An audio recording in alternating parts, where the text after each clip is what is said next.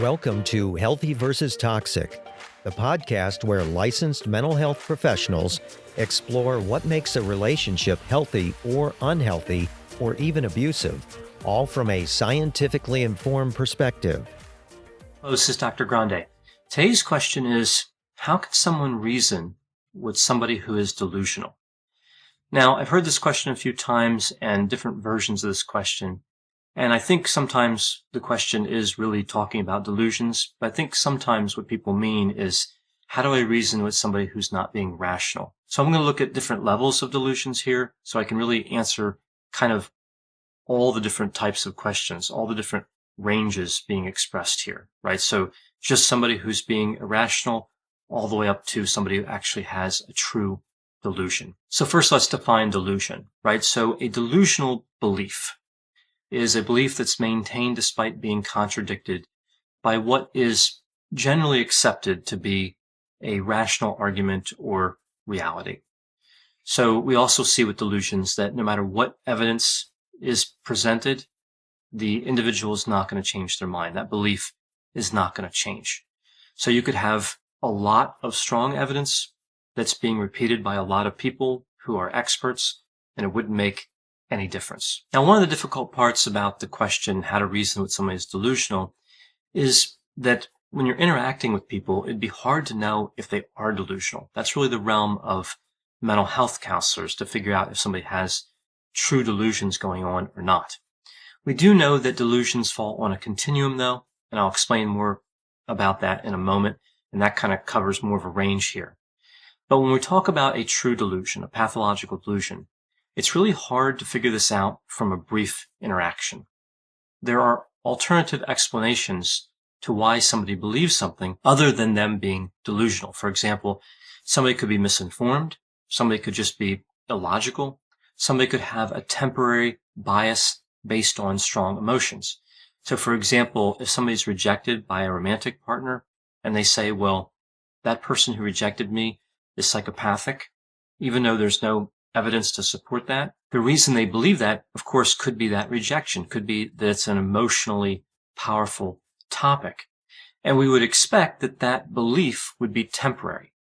Now, if the belief were not temporary and that person was rejected by more people, like say 5 or 10 people, and they said that all those people are psychopathic, well, that looks more like a delusion than just kind of an emotionally charged reaction to one situation. I think, too, when considering whether something's delusional or not, it's important to keep in mind that the belief itself isn't necessarily really important.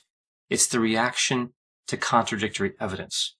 So somebody may believe something, like they may be rejected and believe that person's psychopathic. Then they look at like the results of a mental health assessment and they say, oh, okay, I guess the person wasn't psychopathic after all.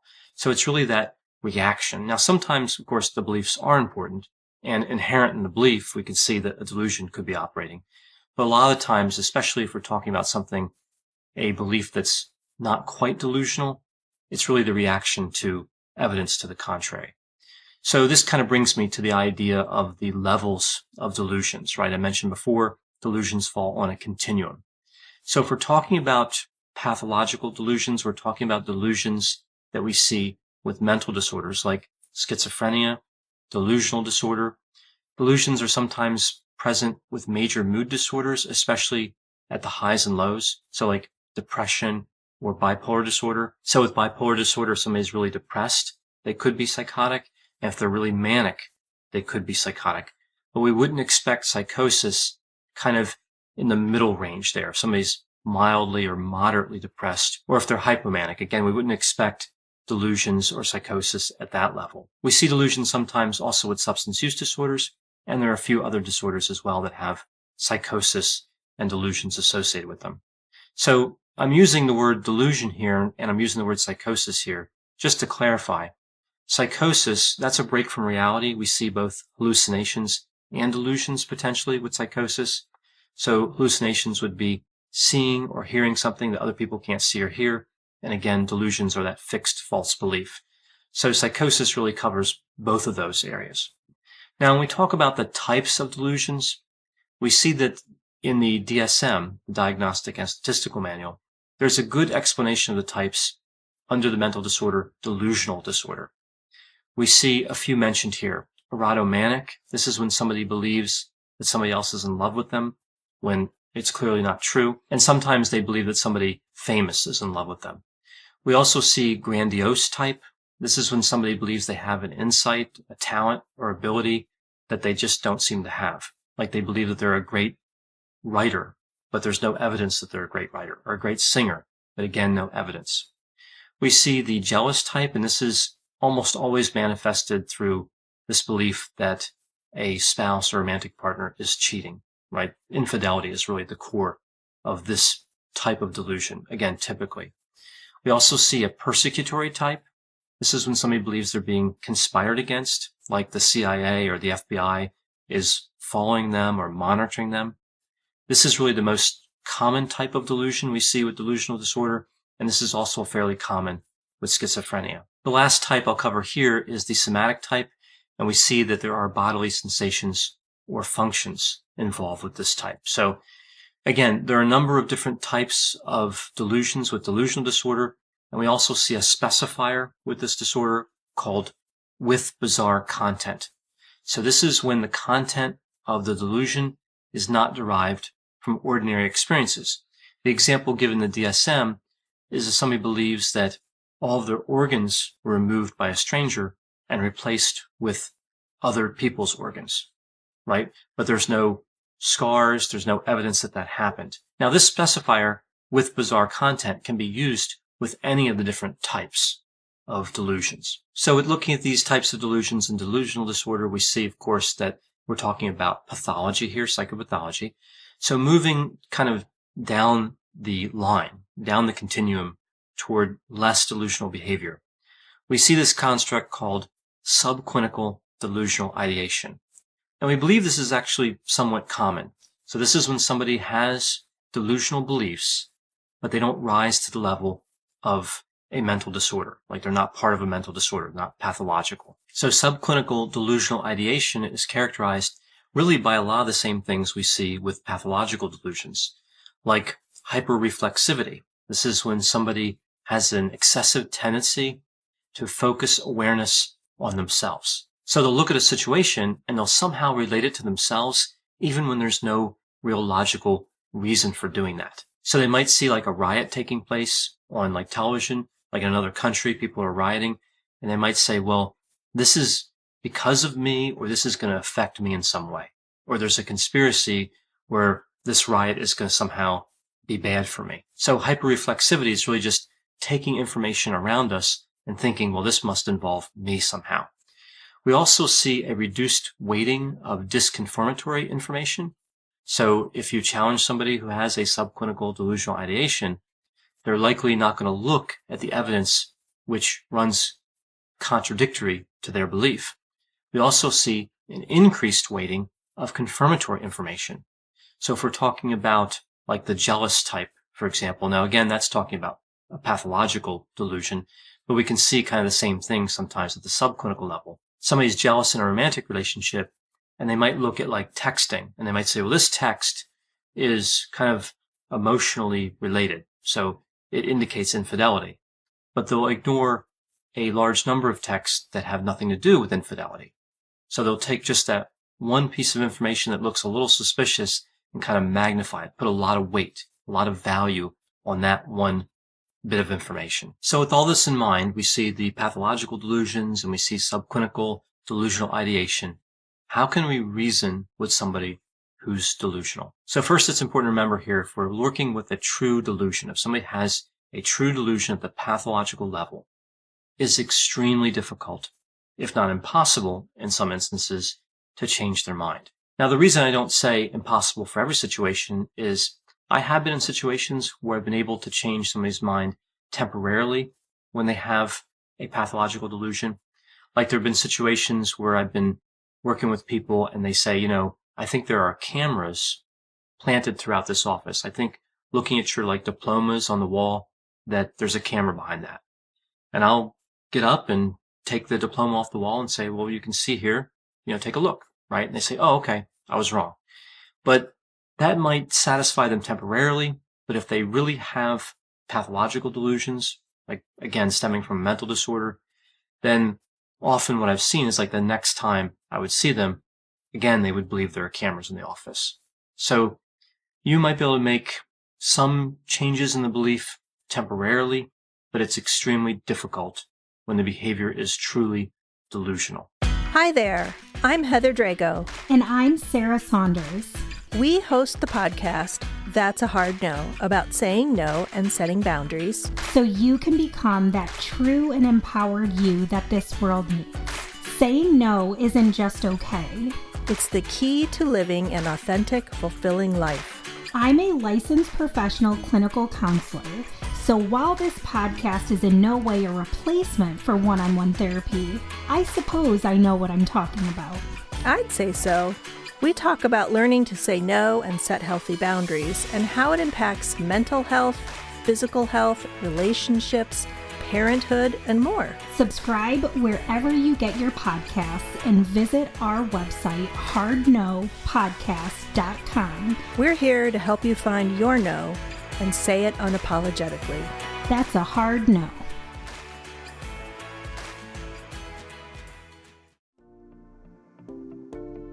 Welcome to the Bravery Academy. My name is Emma Ferris and I'm your host. This podcast is crafted to share the stories of courageous individuals who have overcome adversity and found the courage to live their best lives. We'll explore the science of well-being, courage and connection, and interview top thought leaders, game changers, and survivors. It is from these stories that we learn what resilience is, how to heal, how to recover, and how to be brave. So in answering this question about how to reason with somebody who's delusional, I'm really going to be assuming that we're talking about subclinical delusional ideation and not pathological delusional ideation. So here's some thoughts on kind of reasoning with somebody who has a delusion. I'm going to use a particular delusion as an example for this, and I've used this in prior videos, so some of you may recognize this. There's this delusion about the alien lizard people, where individuals believe that the government and Hollywood have been infiltrated by reptile humanoids. Now, I know this is more consistent with a pathological delusion, like one from schizophrenia or delusional disorder, but it's really one of my favorite delusions, so I'm going to go ahead and use it here as if it could be subclinical. And I guess technically it could be, right? I guess somebody could believe that there are alien lizard humanoids in Hollywood and in the government, and it not be a delusion that's really held at a strong level, right? So technically, this could still work, but it is important to know that usually if somebody believes in alien lizard humanoids, I would wonder if that would really be subclinical much of the time. Okay, just something to point out. That's a belief that deviates fairly strongly from the evidence that we have available about the nature of humans and, how lizards could be living among us. Alien lizards seems pretty unlikely. So I'm just going to use the alien lizard people, though, for the example. So some tips here on how to talk to somebody, how to reason with somebody who believes in alien lizard people. Okay. So what we know is that it's important to intervene early when somebody is forming a belief that could be potentially delusional. There's actually evidence that supports this. If you get in there early before their belief fully forms, you'll have a lot better chance of convincing them that their belief is incorrect. Once that belief fully forms, it gets much more difficult. So it's not about just how to reason, it's about when to reason as well. If you see that somebody is starting to take on beliefs that are moving them toward like delusions, get in there early if you want to change their beliefs. Another piece here would be don't judge, right? Don't say somebody is not smart or has poor reasoning skills or has an ulterior motive, right? Judging is just not a successful strategy in trying to reason with people in general. So if somebody says, look, I believe in alien lizard people, don't have some sort of strong reaction, right? Just hear them out. This is my next tip, right? Just hear them out. Take the time and let somebody explain to you why they believe in alien lizard people or whatever the delusion is. And again, don't judge, just listen to it. It's not likely that somebody just explaining their beliefs is going to make those beliefs dramatically stronger, right? There's not much risk of that happening. They're just trying to explain what their position is, And by you hearing them out, that actually kind of wins some credibility, that earns some credibility for you. And it shows that you're not just making a snap judgment. Like, it shows that you're not rejecting the idea of the alien lizard people without thinking it through. So after intervening early and refraining any type of judging behavior and listening to them, then what you want to do is ask what evidence would change their mind. Okay, so you believe that there are alien lizard people. Okay, what evidence would change your mind? If you saw experts testify that there were no alien lizard people, if you could go up to the people that you thought were alien lizard people and talk to them, and again, kind of just see them in person, would that help? What evidence could change your mind? If they say nothing, that's really more indicative of a pathological delusion. Again, only a mental health clinician could determine this, but I'm just saying, if somebody says that nothing's going to change their mind, that's not a great sign in terms of reasoning with them. Also, if they say, well, yes, there's evidence that would change my mind, but you look at it and it's clearly impossible to obtain, right? So if somebody believes that the moon landing was faked, and you say, okay, I doubt that's true, but what evidence would change your mind? What could you see that could make you believe that the moon landing was something that really happened? And they say, well, I want to go into NASA and I want to have access to all their computers, right? That's never going to happen. That's impossible to obtain. So again, not a great sign in terms of how well somebody could be reasoned with on that point. So my next thought here on how to reason in this situation would be to present your opinion, but in a flexible way that shows that you're not completely sure, right? So you're willing to believe that there are alien lizard people, but you're not convinced. And here's your opinion on the subject, right? So you're keeping that kind of small window open where, okay, I'm willing to look at your side of the story. I'm willing to look at the evidence, but here's what I believe based on the evidence. Try to avoid making it about how many people believe something. This is usually not very convincing for people who have subclinical delusional ideation, right? So if you say, well, 99% of people believe there are no alien lizard people, that's not really the best argument. I would focus more on actual evidence. Like, for example, if you did want some evidence that there were no alien lizard people, consider something, and this is just one bit. There's actually a lot of evidence, of course, that's not true. So consider this idea that car accidents happen all the time. And if the alien lizard people are a stable percent of the population, they're going to be involved in car accidents too. So if they're taken by ambulance to the hospital and they're x-rayed and they're treated, if they were really lizards, somebody would pick up on that, right? Physicians would say, gee, this physiology doesn't look human. So yes, you could make the argument, well, maybe alien lizard people are superior drivers and don't get involved in accidents, but even good drivers can be run into by another car, right? Even a good driver could be like a stop sign and just hit by another car. So alien lizard people aren't immune to what happens in traffic. So that could be just like one area of evidence that you could explore.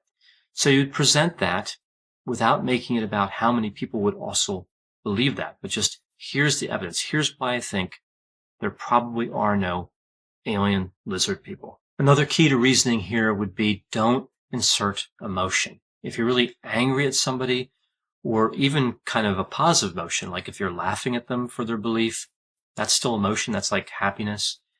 That's not a good idea if you're trying to reason with somebody. You're only going to make it seem like you're biased by the emotion. So it's better in this situation to be unemotional, just to be logical and lay out the evidence in a reasoned way. And this is the last kind of thought I have on reasoning with somebody who's delusional. And this is actually really, I think, good advice for negotiating or reasoning with anybody. Leave them a win, right?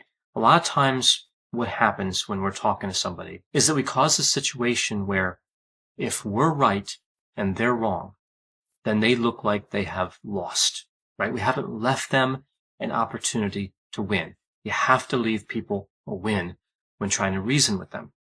So, for example, in this situation, you could say, look, you've really thought this through, and you've had some interesting insight into this area, and you've thought of things that didn't occur to me, right? Which kind of makes sense, right? If I didn't occur to you that there could be alien lizard people.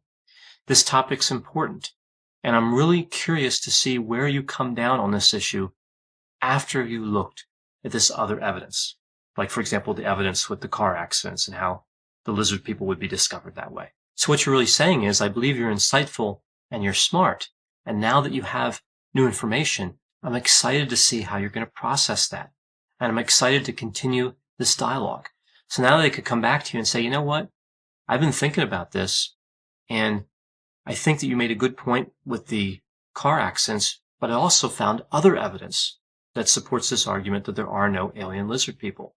So now really, you've just clearly left them a win. They could come back and be kind of excited to tell you that they've not only changed their mind, but they found other evidence that supports that point of view as well. So if you make it about winning and losing, very hard to change somebody's mind. This is, again, whether you're talking about delusions or somebody who's not delusional at all. It's actually a sign of flexible and logical thinking when somebody can have a strong opinion on a subject and then look at evidence and come to a different conclusion. It's not a bad thing. It's a good thing. And we want to encourage that. So that's kind of my last thought there for just ideas of how to reason with someone who's delusional.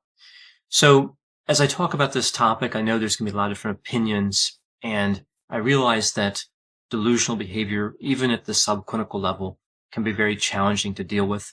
So again, I would just say that mental health clinicians are really best suited to deal with individuals who are struggling with delusions. And it's important not to get really too far into it if you see that somebody has kind of really strong symptoms, right? Leave that to the professionals. I know that sometimes that's really difficult because you might be in a romantic relationship with somebody who has delusions or has subclinical delusional ideation. So it's really hard to get away from them. And you have to really find some way to relate to them, right? It can't always be in a clinician's office. They may receive treatment for delusions, but again, you have to live with them. You have to interact with them on a daily basis. So maybe these kind of ideas I had are something you can take to a mental health clinician, and you can see if these ideas make sense to that clinician in terms of reasoning to the person you're really thinking about, the person you're in a relationship with. So kind of a complex area, and an area where we need to really consider the value of professionals and what they can bring to a situation. Thanks for listening. This has been a production of Ars Longa Media. The producers for this show are Christopher Breitigan and Madison Linden. The executive producer is Dr. Patrick Beeman. For more content, please visit our website at arslonga.media. To leave feedback or suggestions, send an email to info@arslonga.media. To find more content from Dr. Grande, including a link to his YouTube channel and his other Ars Longa podcasts, visit our website at arslonga.media. This podcast is intended for informational purposes only and should not be construed as medical or mental health advice. Ars Longa, Vita Brevis.